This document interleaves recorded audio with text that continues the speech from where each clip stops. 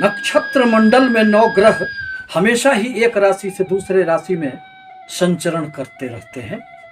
उसी दरमियान कभी तो वह वक्रगत स्थितियों में आ जाते हैं और कभी वह पुनः मार्गी होकर आगे बढ़ने लगते हैं। कभी वह सूर्य के प्रभाव के कारण अस्तगत अवस्था में आ जाते हैं और कभी उनका उदय हो जाता है। इन सारी घटनाओं का प्रत्येक व्यक्तियों पर निश्चित रूप से प्रभाव पड़ता है और जब भी कोई ग्रह वक्रगत अवस्था में आते हैं तो उनके प्रभाव में अत्यधिक वृद्धि हो जाती है। अब वह ग्रह यदि शुभ ग्रह हुए तो उनके शुभता में वृद्धि होंगे और यदि वह ग्रह अशुभ ग्रह हुए, पापी ग्रह हुए तो उनके पाप प्रभाव में अत्यधिक वृद्धि हो जाने के कारण व्यक्तियों के जीवन में हमेशा ही कुछ न कुछ परिवर्तन चलते रहता है। नमस्कार, मैं प्रोफेसर सतीश चंद्र झा अपने चैनल में आपका पुनः स्वागत करते हैं। इसी संदर्भ में आज मैं देवगुरु बृहस्पति जो सबसे शुभ ग्रह माने जाते हैं, वह 4 सितंबर से 31 दिसंबर तक 118 दिनों के लिए वक्री अवस्था में आ रहे हैं। वर्तमान में देवगुरु बृहस्पति मेष राशि में संचरण कर रहे हैं और वह शुक्र के भरणी नक्षत्र से संचरण कर रहे हैं। देवगुरु बृहस्पति के वक्रगत अवस्था में आने से अब जहां तक भावना प्रधान कर्क राशि का प्रश्न है तो आपके केंद्र स्थान में 10वें कर्म क्षेत्र में देवगुरु बृहस्पति वक्रगत अवस्था को प्राप्त करने वाले हैं। परिणामतः यह जो 118 दिनों का समय होगा वह आपके लिए अनेक प्रकार से कर्म क्षेत्र में उन्नति देने वाला होगा। आपके कर्म क्षेत्र में आशा से बढ़कर सफलताएं प्राप्त होगी। यदि नौकरी में किसी भी प्रकार के आपके प्रमोशन रुके हुए थे तो उसमें भी अब आपको सफलताएं मिलेगी। कर्म क्षेत्र में आपके कार्यों की सर्वत्र सराहना होगी। आपको कुछ अतिरिक्त प्रभार भी दिया जा सकता है और यही वह समय होगा जब आप अपने कार्यों के बदौलत एक इतिहास लिखने का प्रयास करेंगे और उसमें सफलताएं भी आपको निश्चित रूप से मिलेंगे। क्योंकि कहा भी गया है कि किं कुर्वन्ति ग्रहा सर्वे यस्य केंद्रे बृहस्पति। देवगुरु बृहस्पति जो जीवन में धन, संतान, दाम्पत्य सुख, भाग्य एवं कर्म के कारक माने जाते हैं, वह यदि कभी भी कुंडली में गोचर बस केंद्र स्थान में आ जाते हैं तो उनकी शुभता में और अधिक वृद्धि हो जाती है और वह जीवन में व्यक्तियों को अनेक प्रकार की सफलताओं की ओर ले जाने का कार्य करते हैं। फिर कोई भी अन्य ग्रह बहुत अधिक नुकसान नहीं पहुंचा पाता है।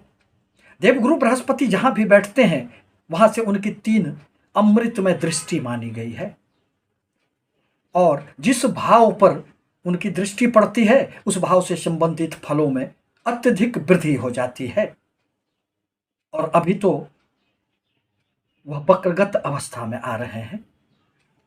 देवगुरु बृहस्पति की 5म दृष्टि अब आपके धन स्थान पर पड़ेंगे। परिणामतः अचल संपत्ति में खूब वृद्धि होंगे। परिवार में यदि किसी भी प्रकार के समस्याएं चल रही थी तो वह भी दूर हो जाएंगे। कुटुंबों के साथ अब कोई भी मतभेद की संभावनाएं नहीं बनेगी। आपके कार्यों की सर्वत्र सराहना होगी।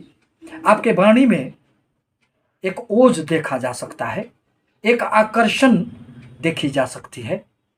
आप अपने वाणी के द्वारा, अपने ज्ञान की गहराइयों के द्वारा किसी भी व्यक्ति को क्षण भर में प्रभावित कर लेंगे। परिणामतः आपके कर्म क्षेत्र में इससे भी आपको सहायता मिलेगी।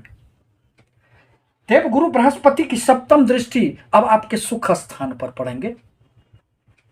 अतः राहु के प्रभाव के कारण जो आपके मन में एक दुविधा की स्थिति आ गई थी, मन जो एक अशांत रहता था, मन में एक अनजाना सा भय बना हुआ रहता था, वह सारी की सारी समस्याएं अब समाप्त हो जाएंगे। मन में एक प्रसन्नता का भाव जागृत होगा। माता के स्वास्थ्य में भी सुधार दृष्टिगोचर होंगे।